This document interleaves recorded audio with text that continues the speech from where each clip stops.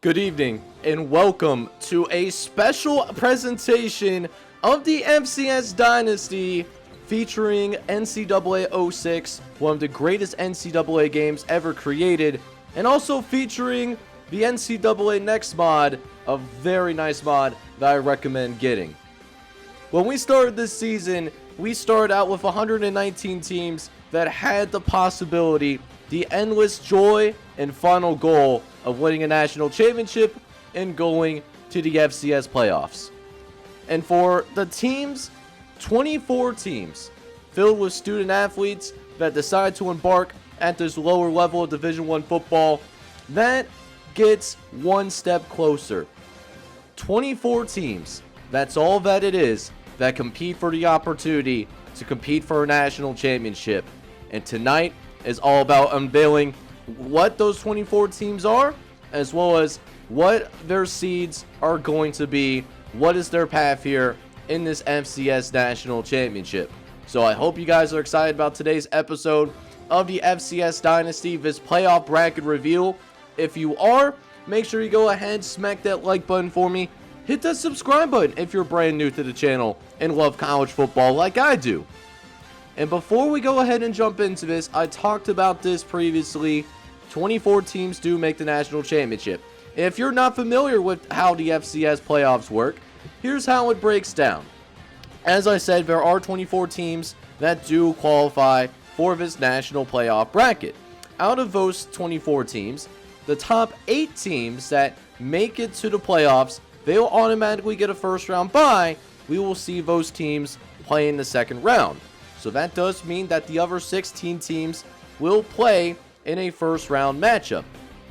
Out of those 24 teams, however, there will be 10 teams that are in here based on their merits of what they've done in conference play. Those 10 teams earned an automatic bid to go to the FCS playoffs. They are in regardless of what their national rank is.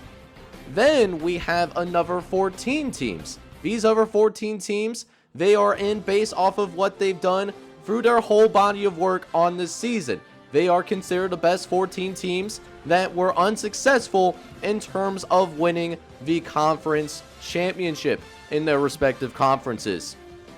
So with all of that laid out, we'll not waste any more time. Let's go ahead and dive right into it.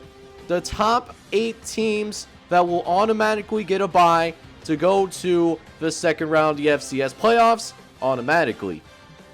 So we start with this FCS playoff bracket review with the number 1 overall seed, and it is going to be the Akron Zips representing the MAC Conference. They're obviously your MAC Conference champion, and they are actually the only undefeated team in the entire country. They did not lose a single game. They finished 12-0, 9-0 included in conference play. They did finish things up with a conference championship victory over Central Michigan. But what you are going to find throughout this FCS playoff bracket review, this is just about as open of a championship field as we have ever seen here in this series. And that's even going back to year number 1, year number 2, when it was in its infancy. Akron, while they are undefeated, they didn't really play anybody this year. No top 25 opponents on their schedule, and that could hurt them later on in this playoff field. But for now, they do get to enjoy automatically moving on to the second round. As for the number 2 overall seed, that goes to the SKYHAWKS of Tennessee Martin, and they get to this number 2 seed even though they are ultimately not your conference champion. This is the highest non-automatic qualifying team ever in the FCS playoffs, and a little bit of a surprise, to be honest. I did not expect Tennessee Martin to be here at number 2, but the committee values them very highly. They do have a pretty solid offense led by Donnie Jacobs and have played in a pretty difficult Big Ten conference, but they did traverse it pretty well, so they will be your number 2 overall seed here in the FCS playoffs. Meanwhile, at the number 3 overall seed, we have our national champion back in year number 3. We have the New Hampshire WILDCATS, who get this number 3 seed, even though they lost 3 games, all of which in conference play. They did not even make it to the conference championship game. James Madison did get in over them, but they do have some very talented football players, though. Bruno Baggio, of course, being one of them. the former #1 recruit in high school football, coming down and playing at New Hampshire. This is a very dangerous offense, and they're capable of putting points on the board at any time. Do they have the consistency, though, to make a deep run? That's going to be the answer for not only them, but a question for a lot of teams that are in this playoff bracket as well. At the number 4 overall seed, though, we have Eastern Illinois as the Panthers. We weren't sure if they were going to make the playoffs when this season was first starting up. They were off to a pretty slow start, that 1-2, 1-3. It was looking sketchy for Eastern Illinois, but they played amazing football down the stretch. As the Eastern Illinois Panthers, they really took care of business, especially in non-conference play. And the committee does like to reward teams that's peaking at the right time. And Eastern Illinois certainly fits that bill. They seem to have a very complete team. Eastern Illinois can do some damage here in the FCS playoffs. But at number 5, we have yet another Big Ten team. This is the 3rd Big Ten team already, and it's the Southeast Missouri State REDHAWKS, who secure that number 5 seed in the FCS playoffs. This is the team that actually did end up winning the conference championship. They went 7-1 in conference play, and they were able to overcome a weak non-conference resume. So congratulations to Southeast Missouri State. This is one of the best defenses in the entire country, led by Bam Bam Hendricks, who almost has double-digit sacks on the season already. He'll look to go about getting to that double-digit marks here in the FCS playoffs. Can Tyler Johnson be consistent enough, though, for Southeast Missouri State to make a deep run? That's left to be answered, as he does have a 20-14 touchdown to interception ratio. Up next, we have the number 6 overall seed in the FCS playoffs, and it features the champions of the Big Sky Conference, the Sacramento State Hornets. Sacramento State at number 6, they finished with a 10-2 record. One of the teams that did end up playing 12 teams, but it did not hurt them. Actually, it might have helped them enough to get into this top 8 in the first place, because they were on the edge. One person definitely watch out for in the Sacramento State team, though, Jacob Hill. He's a junior wide receiver, almost with 1,000 receiving yards, I should say. So we'll see what he does here in the FCS playoffs. Depending on his performance, maybe we could see him in the NFL at the end of this season. Speaking of that Big Sky Conference, we got number 7 Montana also getting into the field. Montana was a team that also started off slow, but when Jameson Skinner got hurt, Mark Folden really stepped up, and while his stats were not eye-popping, he just let the players around him make plays, because this is a very talented roster. Particularly, we've also saw the emergence of Mario Matthews, who did take over as that lead role in that running back backfield. Brian Hurst took a little bit more of a backseat, but is still an effective receiver in his own right.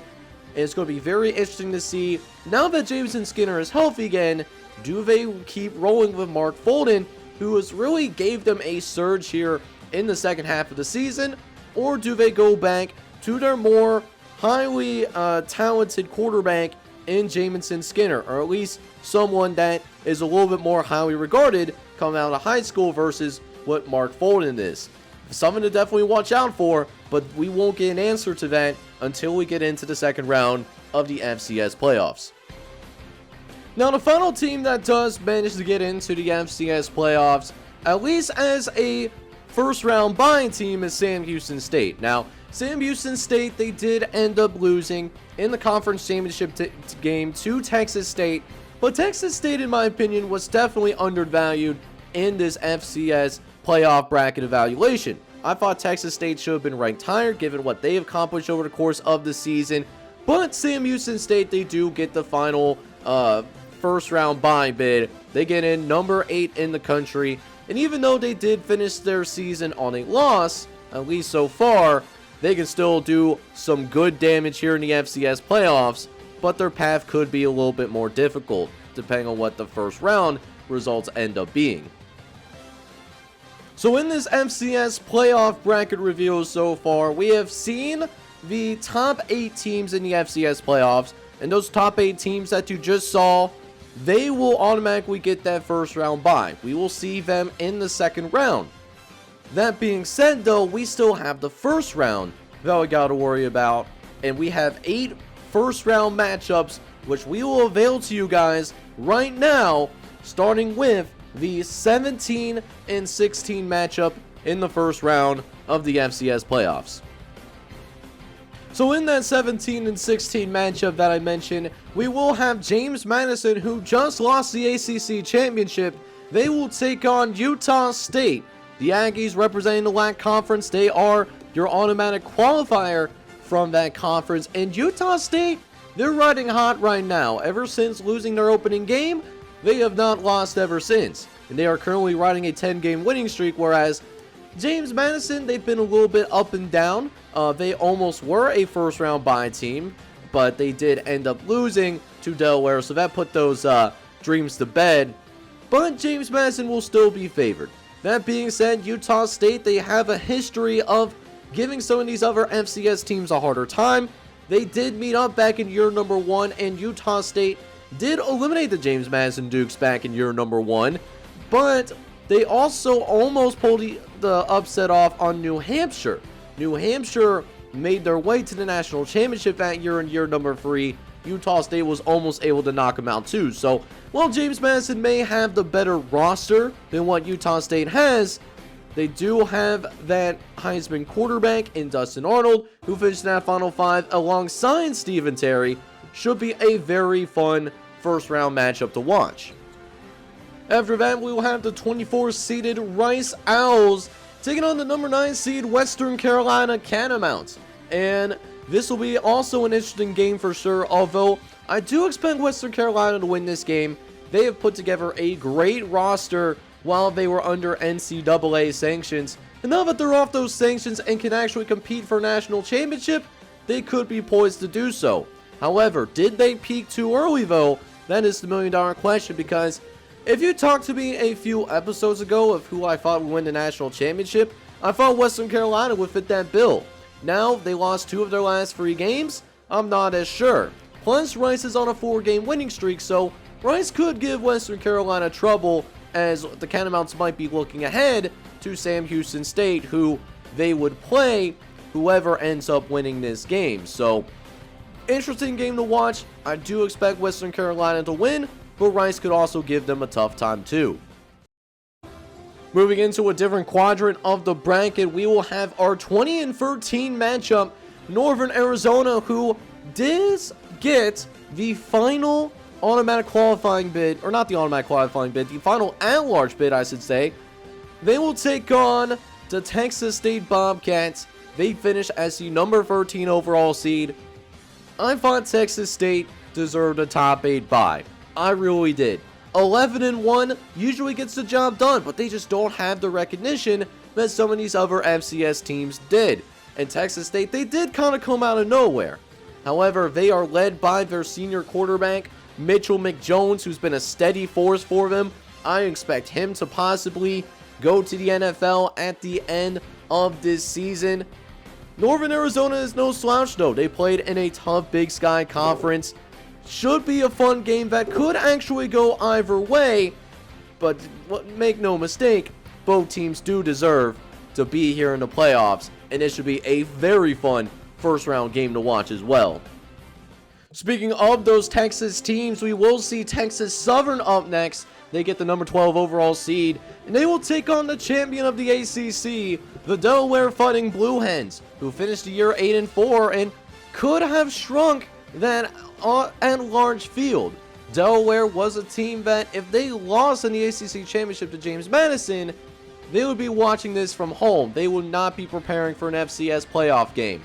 However, Delaware able to pull the upset on James Madison, so they find themselves here taking on a Texas Southern team who's pretty darn good, and it's going to be very interesting to see who's going to exert their will a little bit more.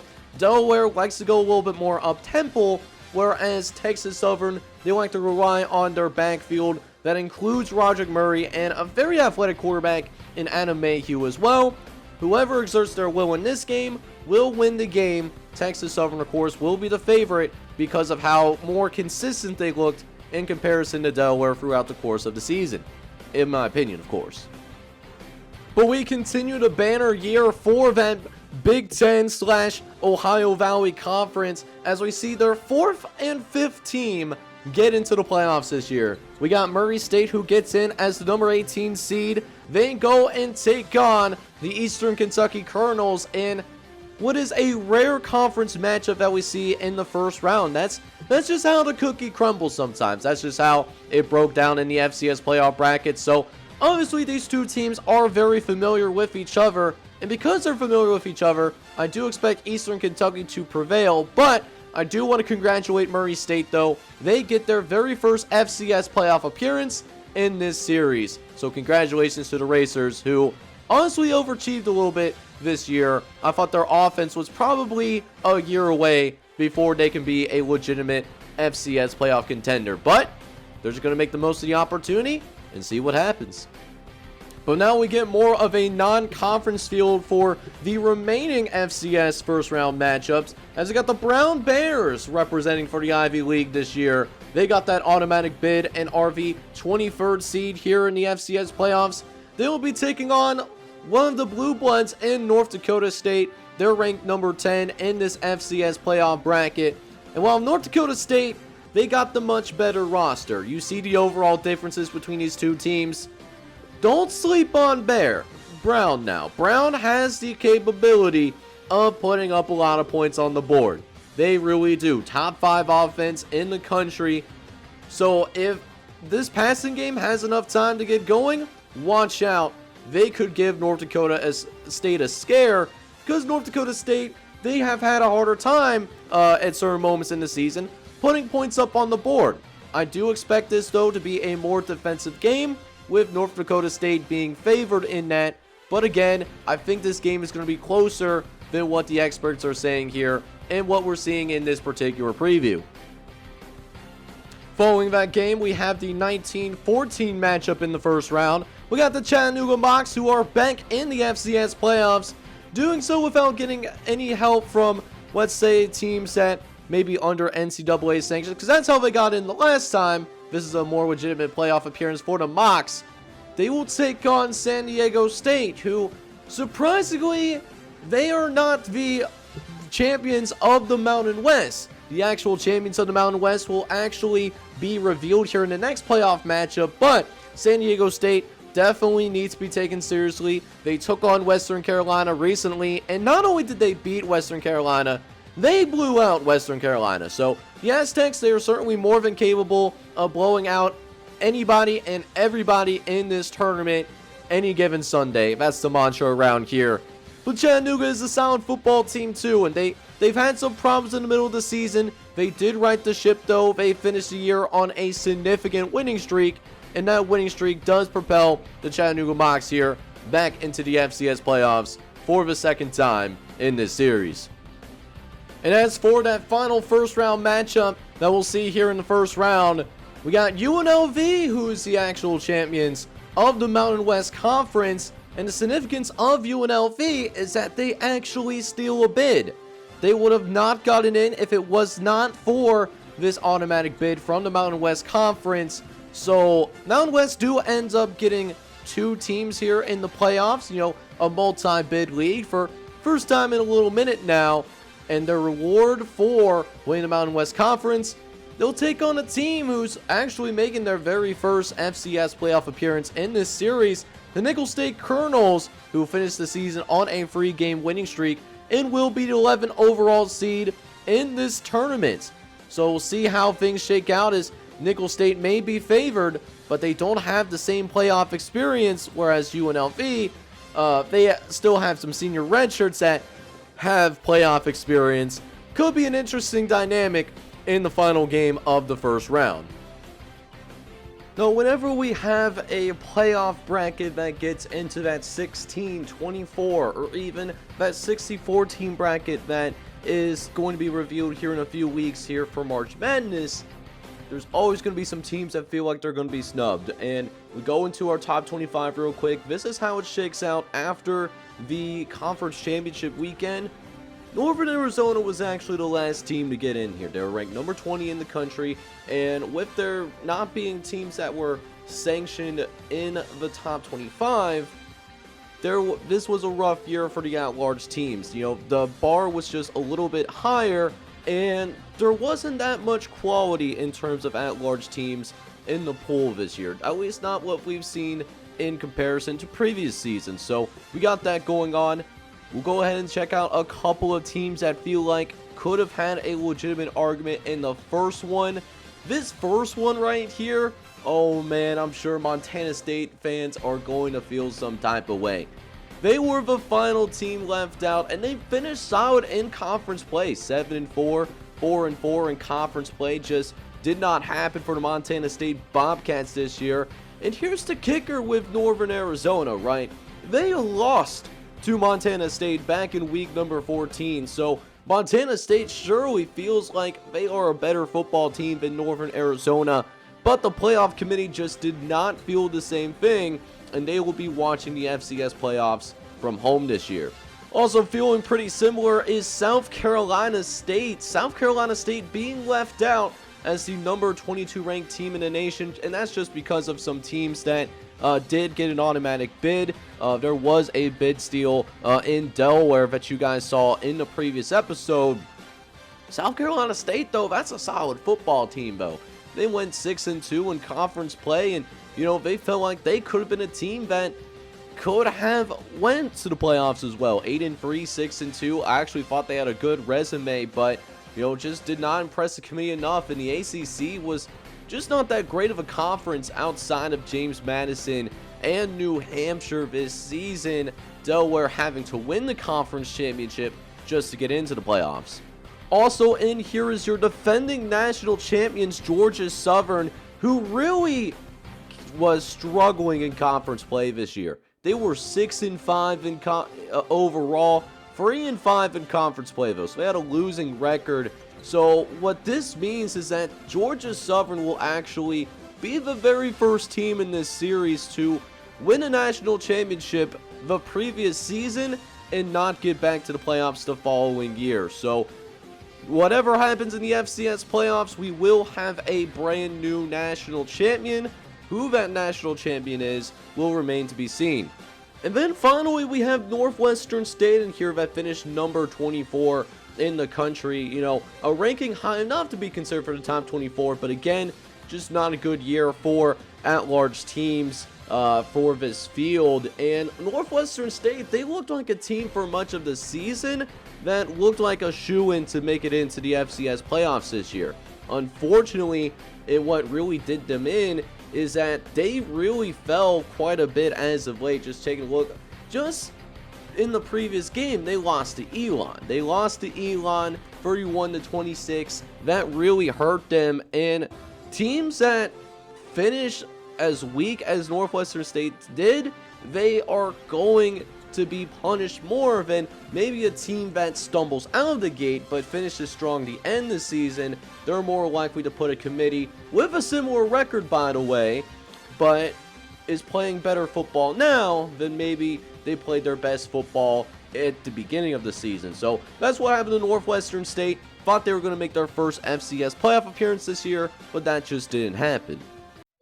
But after all the teams have been revealed, and not only that, all the playoff matchups have been revealed as well, this is what your playoff bracket is going to be looking like here in the FCS Dynasty within the confines of year number 5.